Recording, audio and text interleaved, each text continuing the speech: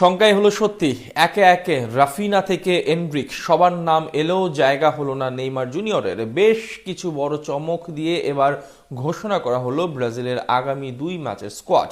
গোলকিপিংয়ে এডারসনের সঙ্গে আছেন এলিসন, মধ্যমাঠে ক্যাসিমিরোর সাথে সারপ্রাইজ হিসেবে আছেন অভিজ্ঞ ফাবিনো, এছাড়া স্ট্রাইকার হিসেবে ফিরছেন ভিনিসিয়াস জুনিয়র। সব মিলে চমকে ভরা ব্রাজিলের স্কোয়াড এবং নেইমারের না থাকা নিয়ে বিস্তারিত রিপোর্ট।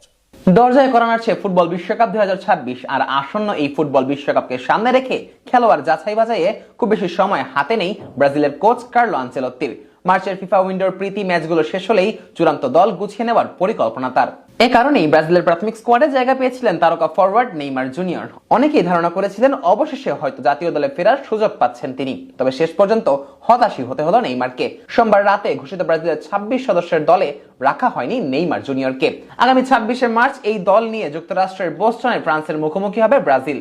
এর ঠিক 5 দিন পর 31 মার্চ অরল্যান্ডোতে আরেক প্রীতি ম্যাচে 5 বারের বিশ্ব চ্যাম্পিয়নদের প্রতিপক্ষ ক্রোয়েশিয়া। তবে নেইমার বাদ পড়লেও ব্রাজিলের দায়িত্ব নেওয়ার পর প্রথমবারের মতো তরুণ ফরওয়ার্ড এনড্রিককে দলে ডেকেছেন আনচেলত্তি। এর আগে ইতালিয়ান এই কোচের অধীনে রিয়াল মাদ্রিদে খেলার সুযোগ হয়েছিল 19 বছর বয়সী এই তারকা ফুটবলারের।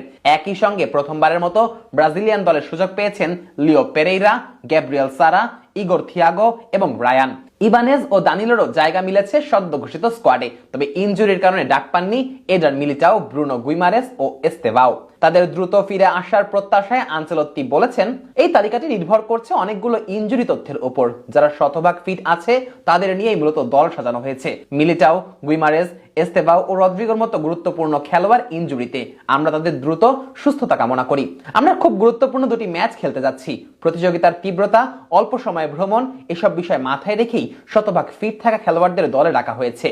ব্রাজিলের ঘোষিত এই স্কোয়াডটি অভিজ্ঞতা ও তারুণ্যের দারুণ এক মেলবন্ধনে সাজানো হয়েছে, যেখানে প্রতিটি পজিশনে খেলোয়াড়দের নির্দিষ্ট কৌশলগত ভূমিকা রয়েছে।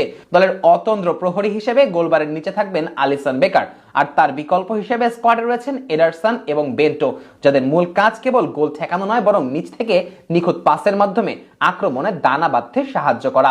আর সেন্ট্রাল ব্যাক হিসেবে মার্কিনিয়স এবং গ্যাব্রিয়েল ম্যাগালেসের মতো অভিজ্ঞ ডিফেন্ডাররা প্রতিপক্ষের আক্রমণ নস্যাৎ করতে এবং এরিয়াল বলে আধিপত্য বজায় রাখতে দুর্দান্ত।